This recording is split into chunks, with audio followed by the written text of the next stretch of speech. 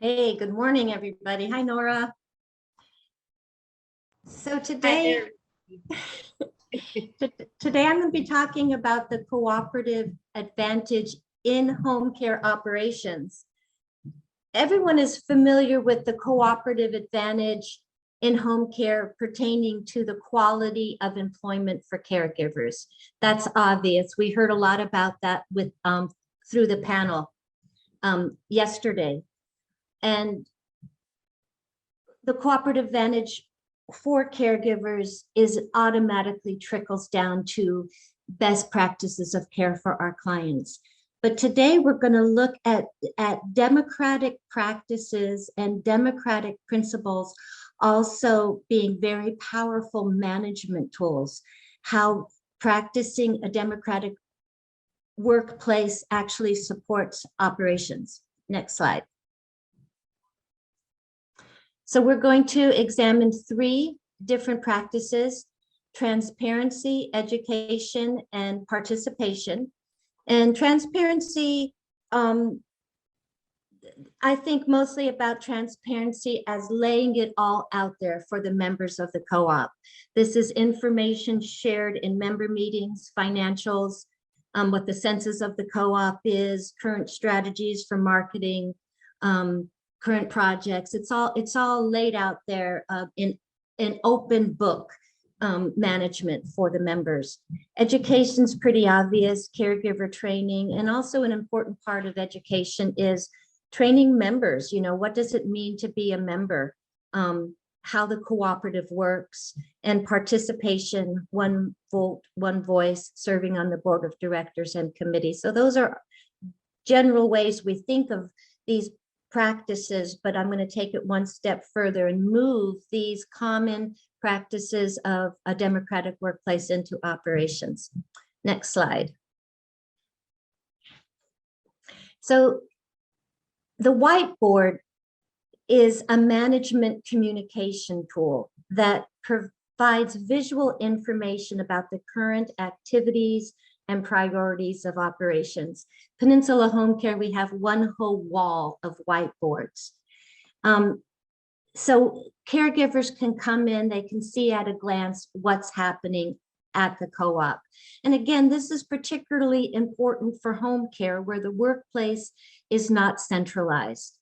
Whiteboards help keep caregivers informed, inspired, and involved.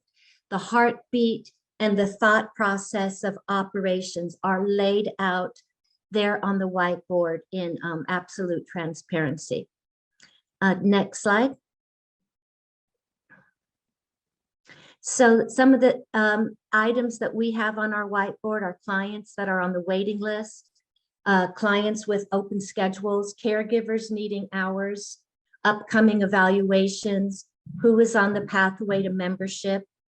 Next slide. Details of current projects, outlines of ongoing projects, notes for the next board meeting, notes for the next member meeting. Anything that comes into my head, I stand up, get over there and put it on the whiteboard. Next slide. So the whiteboard offers a glimpse of the cooperative at a glance, the strategic plan unfolding. And what do I mean by that? I mean that everything that matters is made visual.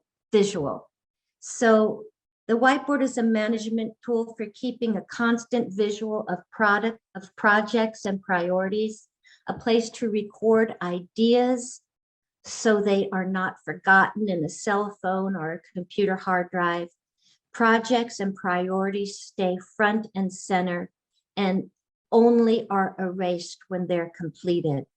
So the strategic plan unfolding is something that I thought of when I was creating this presentation, because for instance, a couple of our strategic plans over the last couple of years have involved, in 2019, one of our strategic plans was to hold a community summit on the caregiver shortage crisis. And that whole project stayed on the whiteboard, what we were going to do, who we were going to invite, all the steps, all the processes. And this last year, one of the elements of our strategic plan was to strengthen our emergency preparedness. And that project all laid out on the whiteboard, step by step, what we were going to do. So really everything that matters is made visual with the whiteboard. And it's important that it's kept up to date. So the whiteboard reflects the current business, the current state of the cooperative.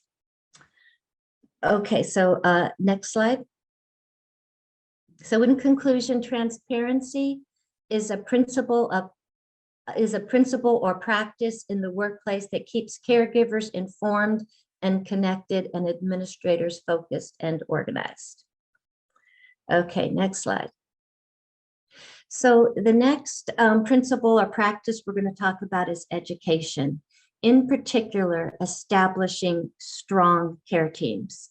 And what are care teams? Caregivers are established as a team to care for specific clients. So some clients might have 2, 3 caregivers. A 24/7 client might have 6, 7 caregivers. So caregivers are members of teams. Sometimes they're members of several teams, and they can overlap with their peers.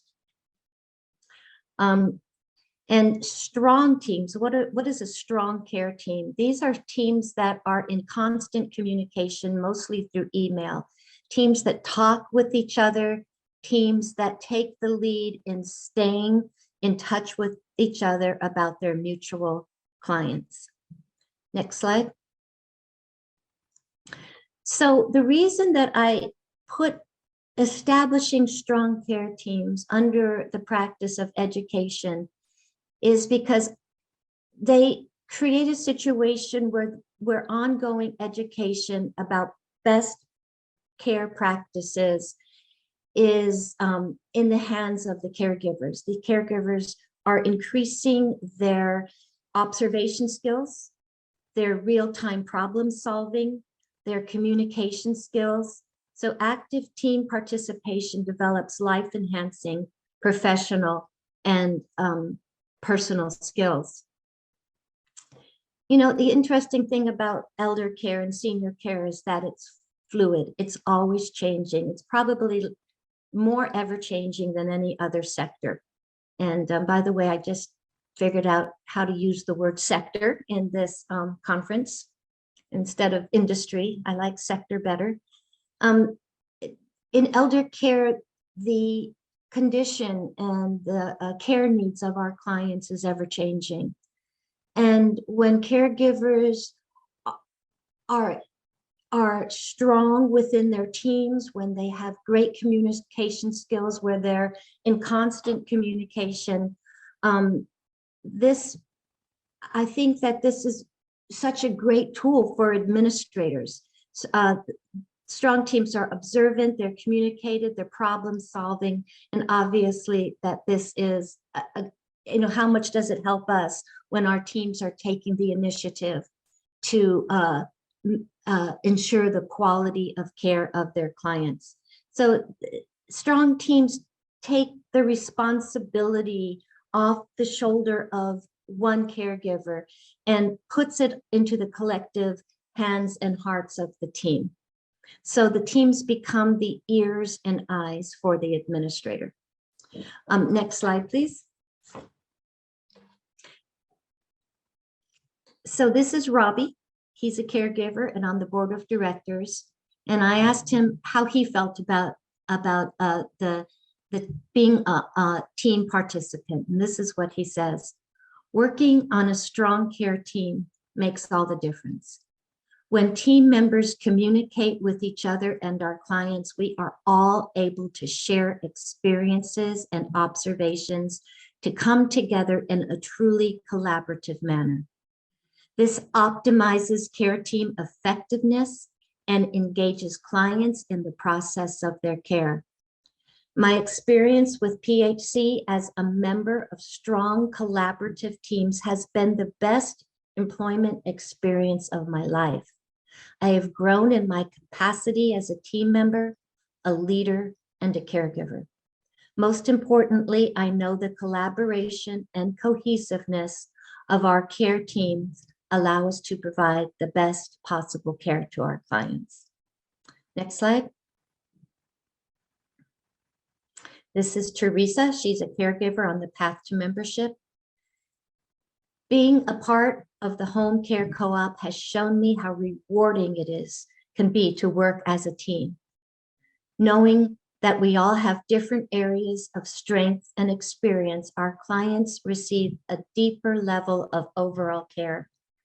Continual communication between team members has given me a sense of support and connection in my work. It can be fun when another member comes up with a solution I would not have thought of.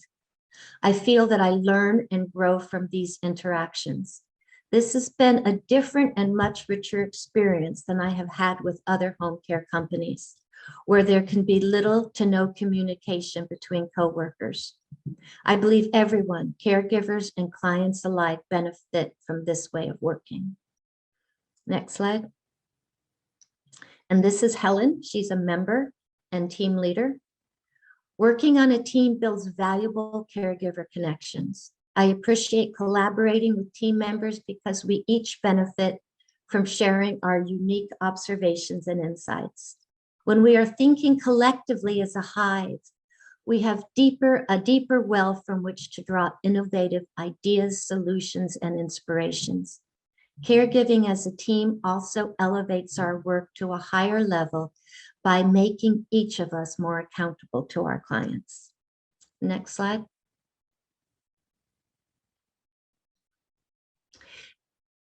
So just looking quickly at some of these quotes allows us to provide the best possible care, making us more accountable, coming up with solutions. Again, this takes so much of the burden of client services off the administrator and puts it on the care teams. And again, ultimately, client services is the responsibility of the caregiver, of the administration. But when you give that power, when you empower your caregivers to work in teams, so much of the burden is taken off our shoulders and put on the shoulders of the teams. And as you can see, they love it. It empowers them. It gives them a sense of ownership. Next slide. So we name our teams by the first name of our client. So when a new client is onboarded, I reach out to the teams, dear team Barbara, dear team Margie. I give them all the information they need. They have each other's email addresses, they have each other's mobile phones, they have all the information that they need about the new client. You can go to the next slide. So when people even come in for interviews to work here, I talk a lot about communication. So it's right up front that Peninsula Home Care is a real communication heavy business. That we email all the time. You'll receive emails from your teams, maybe once a day. So I established that email communication is a part of our culture. I also maintain all the records by team. I have a folder for each team, and that way when a new person is onboarded to that team, I can just forward all the previous communication. I make sure that client information is easily accessible. The care plan, the medical information is easily accessible to everybody on the team. This is something that we've been really doing the last couple of months, is specialized log and documents. I think we're all familiar with making sure people have medication logs, blood pressure logs, bowel movement logs, all the logs of our sector. And I'm starting to work with the teams to really make these logs specialized to their specific client. Even our documentation of services, I have a general documentation of services that go out to all homes, but I'm starting to specialize in making them specific to each team. Just for instance, one of our teams now has a lot of medical equipment to take care of for the client. So I have now a log of what needs to be done weekly, monthly, biannually, and then they log when they've done that. And also I stay very involved with the teams. All the emails I am CC'd on, I'm in the thread, and I really encourage them to think for themselves. Like we have a client who falls down a lot. She has currently a lot of seizures and she falls. And so one of the team members says, let's have a log for this, you know? And I said, well, why? What do you want on the log? What's the point of the log? What's the purpose? What items should be on it? So I'm continually having them think things through, really take ownership for the co-management of their clients. Okay, so next slide. Okay, so we're going off education and on to committees. Committees are formed from members. They comprise of members and they have a very specific purpose. We've had committees at Peninsula Homecare over the years. I remember we had a committee that focused on benefits, what benefits we could possibly offer. Whenever we have a picnic or a celebration, we have a committee that forms around making that celebration happen. One of our recent committees was the COVID response committee. And as the administrator during COVID, it was my responsibility to make sure that we had all the personal protection equipment we needed, that we had clear pandemic protocol, that pandemic protocol was, you know, in the homes of our clients and in the minds of our caregivers. But there was so much that had to be considered during COVID. Because protocol, it's filled with gray area. Even the CDC protocol, especially for home care, there was so much gray area, and I couldn't be making all these decisions on my own. Like if somebody was perhaps exposed to someone who had COVID, but what if that person was exposed, 3 people down? I couldn't make the decision about quarantine on all these individual bases. So we formed a COVID response committee with 3 of our members. And every time there was an individual consideration that needed to happen, the COVID response committee came together. We filled in the gray areas. And I think because the committee was comprised of members, we were able to take our protocol to the extreme, because the elements of it were coming from our peers, not from the administration. So we actually even had a code of ethics, that we would stay within our bubble and we would do curbside shopping just to keep ourselves safe. And Peninsula Homecare has remained COVID-free, both our clients and our caregivers throughout the pandemic. So we have a short video to play here.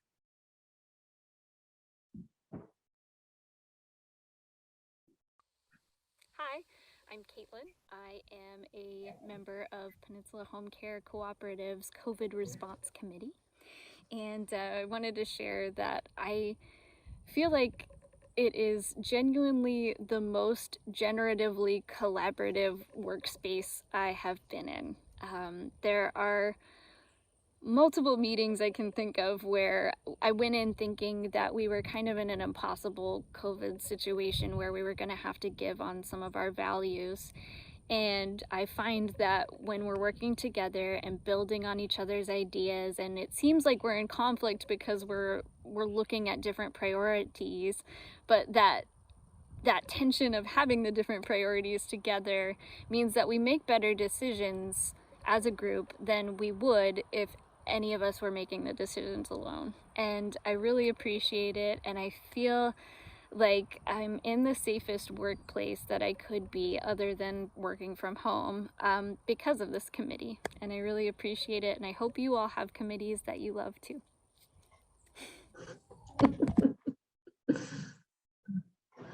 was Caitlin. She's a member and committee member and a former board member. Okay, I know I'm running a little short of time, so I quickly, again, in the spirit of participation and really fostering the practice of participation in home care, I wanted to talk quickly about a new program that I've started called the Co-operators. And this is member participation in operations, mostly on special projects and utilizing the special skills of our caregivers and our members. So next slide, please. So the first example, again, this was a requirement of the state of Washington that we have to do a hazard identification and a vulnerability assessment. So again, this was a huge project. We had to identify all the natural hazards and man-made hazards in our community, in our county, in our service area, really, and come up with a plan for how Peninsula Homecare was going to mitigate those hazards. And so I actually hired one of our caregivers, somebody who was super organized and could feel like she could take on a project like this. So, you know, we had to create maps of our service area, and on the maps where the caregivers and the clients were located, and create a database for what clients were in the tsunami zone and the landslide zone and the flood zone. And, you know, so there was probably no way I could have taken the time, you know, to do that and continue to run the co-op. So, you know, a member was hired for this project. She was paid. And again, you know, that is, you know, worker ownership. That's business ownership. So that was a big success. And next slide, please. And another example of this is this is a screenshot of our scheduling software. And there was a nursing tab that I ignored for a couple of years. But with COVID, we wanted to make sure that all client information, absolutely every bit of information, was available online. So we started to take advantage of this nursing tab where all the medical information, the care tasks, the assessments was available in our software. So if a caregiver had to go to a client they weren't familiar with, all the information was there. And this was a big project. And I actually hired one of our members who has a nursing background to help me populate all of our client information on this the client medical information tab on our software. So big help for me, big help for the clients. Again, this is an example of participation of a member coming into operations as a co-operator, enhancing their career. You know, it's we're caregivers, but in a democratic workplace, we have the opportunity to be so much more. Next slide. Okay, so democracy in the workplace, just keep it real. Take every chance you have to apply democratic principles and practices. I believe that a democratic workplace really starts with operations. In our recruiting materials, we talk about the cooperative difference, about employee ownership, developing careers and life skills. And these examples I gave of being on a team, serving on committees, working as a cooperator on special projects, it makes it real, it keeps it real. Thank you. That's the end of my presentation, and I'd like to turn it over to Nora. Well, thank you so much, Kippi. I just loved hearing that presentation, and I really loved that video. I just felt like that was incredibly beautiful. So bear with me as I share my screen really quickly, everyone.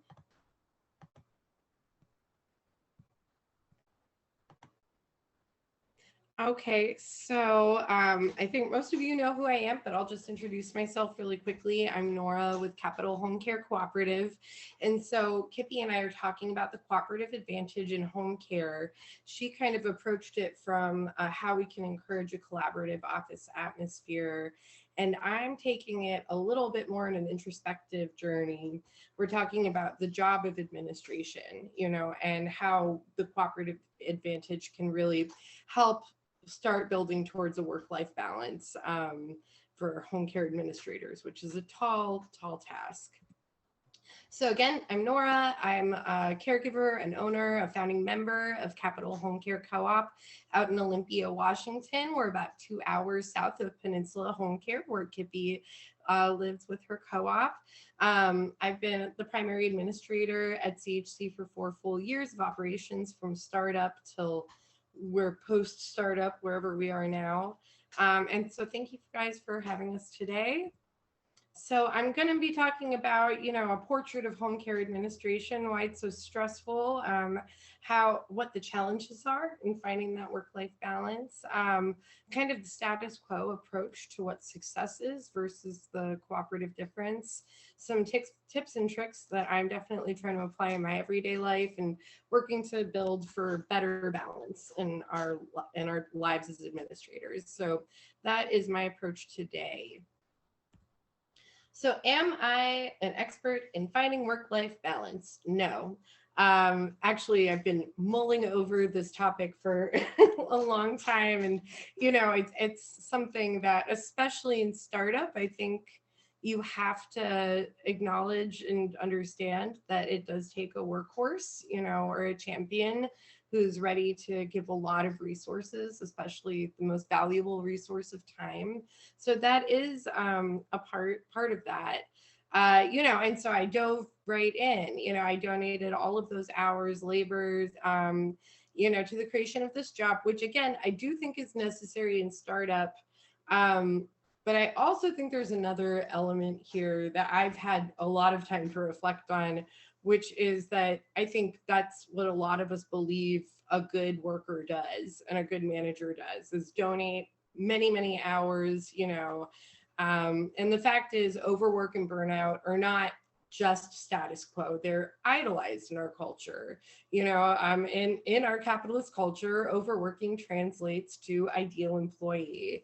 And we know this is true, as caregivers, as administrators, in the standard industry, the person who says yes to working every shift is lauded, and most people don't even consider the well-being of their caregivers, let alone themselves. And so you take our love of overworking ourselves, I definitely emulate this. I put in so many hours at the beginning, and then you add in what home care administration is. It's a deceptively difficult job. In a nutshell, I tried to think of all of the things that one home care administrator typically deals with on a day-to-day basis. And it's a lot. It's hiring and supervision and firing and disciplinary actions, grievances, conflict resolution, grant writing, compliance with state regulations, website management, doing an after-hours phone, emergency planning, and COVID-19 planning. And this is just in a nutshell what home care administrators have to do on a daily basis. And in addition to these tasks, the work we do is really emotionally taxing.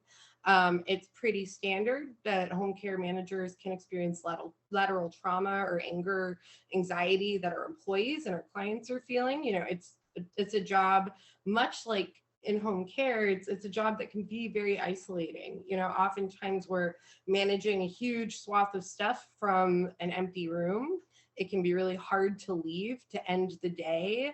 So it's just a standard, of the care industry, especially middle managers are going to burn out. And that's the reality in a nutshell. And so that's quite a nut to swallow. It's some nutshell. It's so the task that I know is so important. I think we all do, of figuring out how to bring that work-life balance.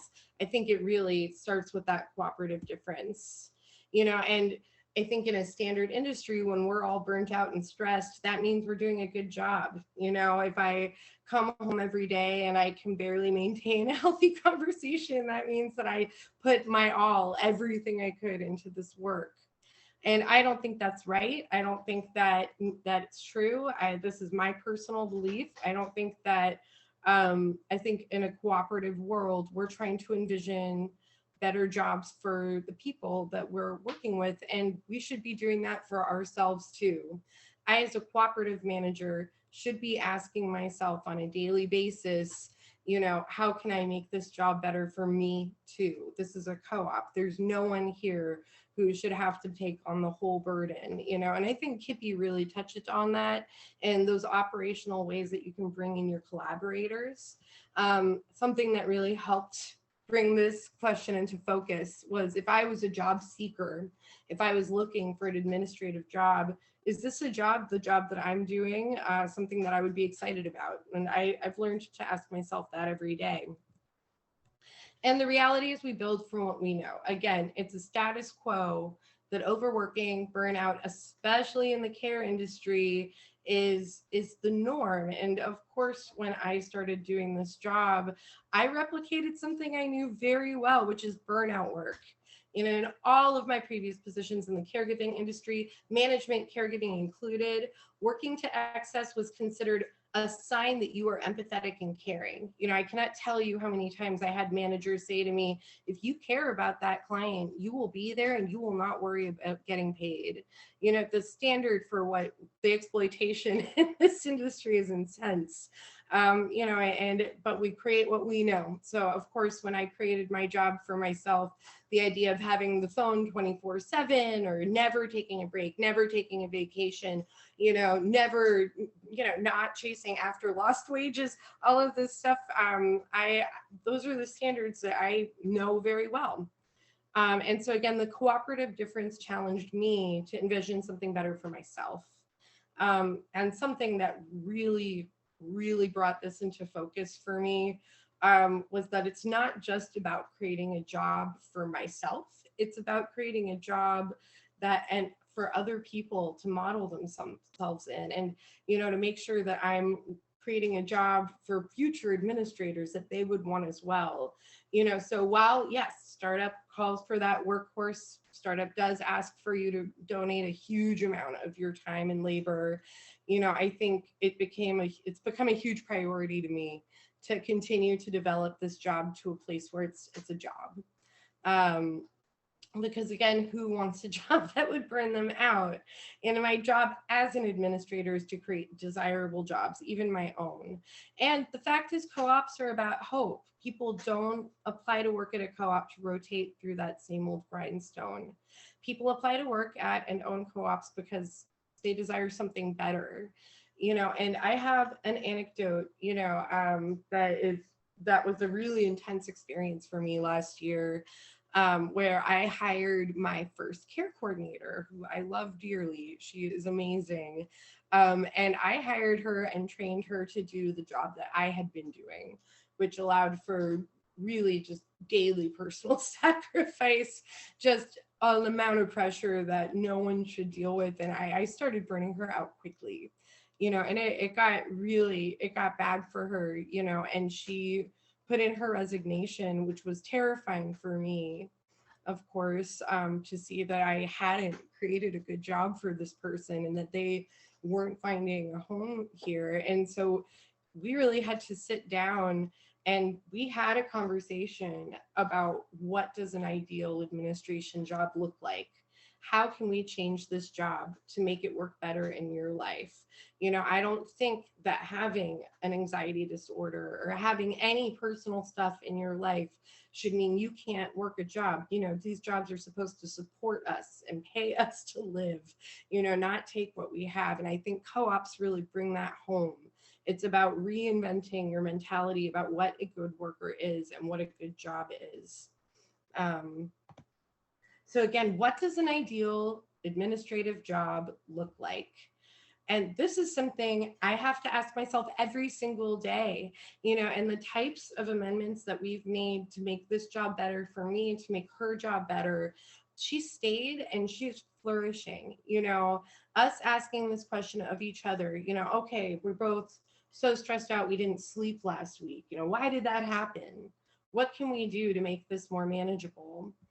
Um, you know, and the first thing that comes to mind is what Kippi was talking about, was operational changes, incorporating systems of transparency, systems, you know, and improving upon systems to invite people in, you know, and there are operational changes that we were able to make. For example, with this person's position that I'm speaking about, um, you know, one of the things that I had been doing when I was managing on my own was just scheduling all of these intakes and then forcing it to work. You know, if it meant I was working overnights, you know, or just burning somebody out or changing everybody's schedules to get this client in and get those hours, you know, and that was something we brought up together. And it was actually one of Kippi's ideas with her organizational board that helped us. Where we were like, actually, why don't we hire for the shifts that are available and set a clear expectation with the client, so we're not just jumping every time someone says jump. You know, a really simple systemic fix, like an after hours phone team, making sure that nobody is, you know, if you work 60 hours one week, how do you work, you know, 20 hours the next week? How do you respect your own boundaries? And that goes into self-value and positive reinforcement. This is huge, again, for in-home care. I think this is important for the caregivers and for the administrator, you know, where again, we're experiencing lateral trauma. We're dealing with people who are grieving or are losing somebody, you know, or are dealing with a new malady or ailment that makes it impossible to be independent anymore, you know. And so a lot of the time we're not dealing with people who are really excited to talk to us. We're really trying to soothe people through a hard moment. And so it's important, and that's the work you're doing, to spend time every week valuing yourself and the work that you do, providing that positive reinforcement for yourself and making sure that you get yourself out of that self-punishment loop. And then this one I'm going to talk about a few more times, but respect your own boundaries. And I think this is anti-capitalist. I think that it is really, really hard to prioritize yourself, especially in the care industry, without thinking, you know, it's taking care of me or it's taking care of them. And I think boundaries are a way to create a professionalism, you know, that is much more reliable than just jumping when people say jump. So the tips and tricks, I'll talk about boundaries a lot more, boundaries with your employees as well, boundaries with your clients, primarily with yourself. Again, modeling this behavior to others. I want to create better jobs. I don't want to create jobs in the image of the hellscape that I'm trying to escape. And it takes a village to unlearn the toxic habits of perpetually grinding culture. And so for me and my care coordinator, we do this every day. You know, we encourage each other to take breaks. We talk about, you know, what's the limit of what's reasonable. You know, this is a part of our day-to-day conversation. And then the cooperative difference drives these things. Worker co-ops are about envisioning and building towards a better future, a better job, again, towards hope. So if we're embracing those cooperative principles, you know, and if we are, as Kippi said, engaging those practices in our day-to-day operations and in how we think about ourselves and treat ourselves, it's a very reliable guiding light to hold on to. So I'm going to say boundaries again. And this is funny. I talk about this with caregivers when we do our orientation, how boundaries are the difference between being someone's friend and enemy or being their caregiver. And very similarly with in-home care management. It's real, you know, when I first started doing this, again, the startup workhorse, I had the phone 24/7, and people got used to being able to call me morning, noon, and night, you know, and sometimes with ridiculous things, you know, and that created a huge, huge issue where, you know, and it really took setting these boundaries, setting clear boundaries about what you call about with the after hours phone, or setting boundaries with clients about when the office is open and when I'm going to be able to solve your problem. Systems of support to reinforce those boundaries. So having an after hours phone team, again, has been integral, making sure that I or my care coordinator are not the only person or the only people who know how to schedule or know what to do with the phone, have scripts for how to step into these systems. And then again, boundaries with yourself. Creating boundaries with yourself is the only way to make this a professional job with limits that allows you to leave it behind sometimes. And I really do think this is an introspective daily practice. And this is something that me and again, my care coordinator who has stayed, and she is doing an amazing job.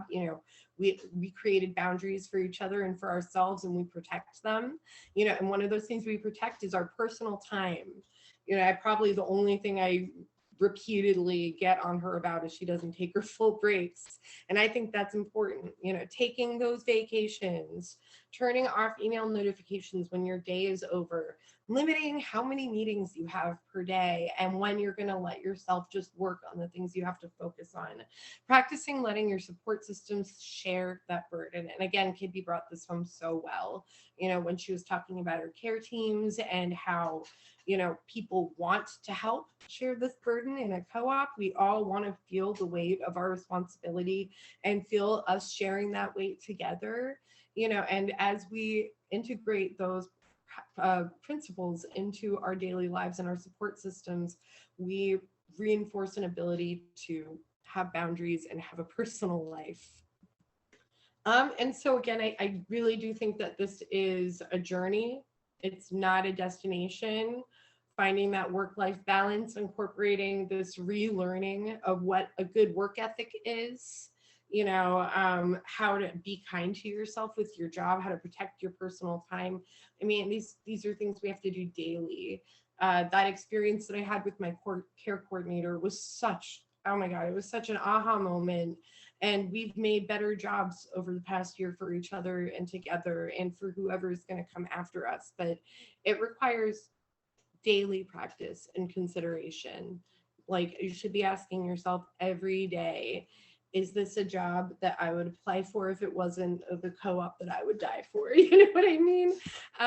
And so I can't say that enough. I still don't consider myself an expert. I am a total workaholic. I love my co-op too passionately sometimes, and I have to work every day to define a space for balance, to keep it a job so that I can still be me sometimes and away from it. And I know that in working for this, I'm creating a better job for every administrator after me and a culture for that office. I'm living up to my ideal for what a job should be and what I believe true personal success is, and I believe a good job allows us to strive for that balance, So that's my presentation, kind of the introspective version of how to incorporate that cooperative difference. And so thank you all for being here today and listening to me. And I'm gonna stop sharing. I believe that we have about 15, or no, it's till 10:50. So I believe we have about 4 minutes for Q&A. If anyone has any questions.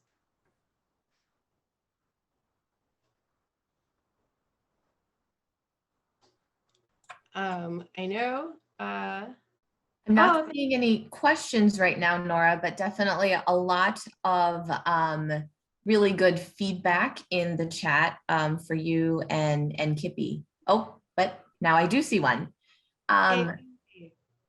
Let's see. So this is for Kippi.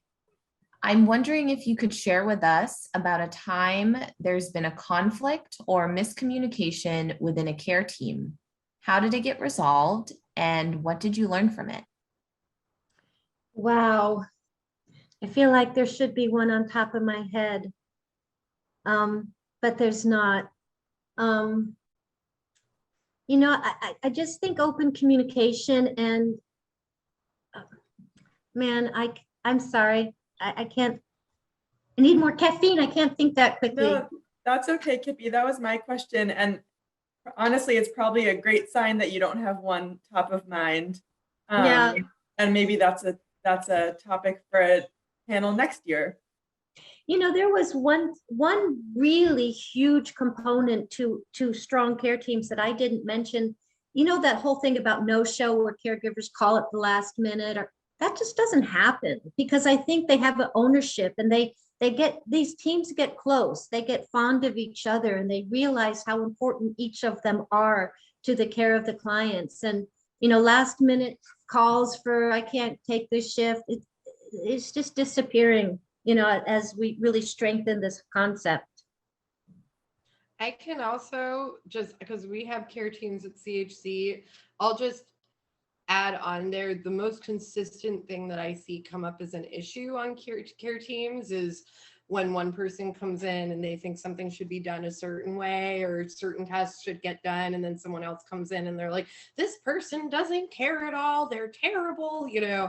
And our care team meetings, I know, really are about reinforcing we're on a team together, we're here to support each other, you know, we're not here to correct each other or say I'm the only one who cares, you know. That creates, so I know that's something that the care team culture can really address. Yeah, Nora, I agree with you, and that would be one of the conflicts that Faye was asking me about, is one team member thinking the other one's not documenting correctly or something. And that's where our involvement is, our staying involved within the team is really important. So we can hop in and give whatever additional education is necessary. Okay. And how long did it take you to recognize the cooperative advantage? It's such an interesting question. I remember when we were taking the Story Collaborative workshop, somebody asked, you know, what does it mean? What does democracy in the workplace mean? You know, so how long? It's still happening. I mean, it's not in our culture, it's not in our education, it's not in, we've never been modeled in any of our previous jobs what a democratic workplace looks like. So how long? Still happening, still evolving. I also wanted to mention that Democracy at Work Institute, I don't have their website, but you can look it up, has a great publication on democratic management that really has a lot of tools for managers to implement and emphasize democratic principles in the administration, in the operations. I want to plug that in. I would also like to take a swing at this question, and just echo Kippi, like it is every day you are learning so much, and kind of, this is one of my favorite stories, but like it was probably 9 months into CHC that having the 24/7 phone started to break me as a human being, you know. And I didn't have any after hours phone team. In my previous experience with previous agencies was that nobody would want to take that from me, you know, so I just didn't share that burden. And I remember, you know, it caused, like, I slept through the after hours phone when someone called out, and it created a huge problem. And I met with the board, you know, and it was just a board of total new caregivers, you know, still didn't totally understand, you know, we're all still learning what a co-op is. And they all volunteered to take the phone for me. After that meeting, they developed their own after hours phone team with my coordination and started taking it every weekend, you know, which I didn't believe would happen, you know. And it was like, it was such a, again, aha moment where, as Kippi said, you know, caregivers are really skilled people. And, you know, if the cooperative advantage is about bringing them to the table and letting them do their thing, you know. And so I think, you know, that's when you start feeling it, is when you see that the people who are coming to the table with you really want to be there and they really want to create something good, you know. And facilitating that is when it gets really exciting.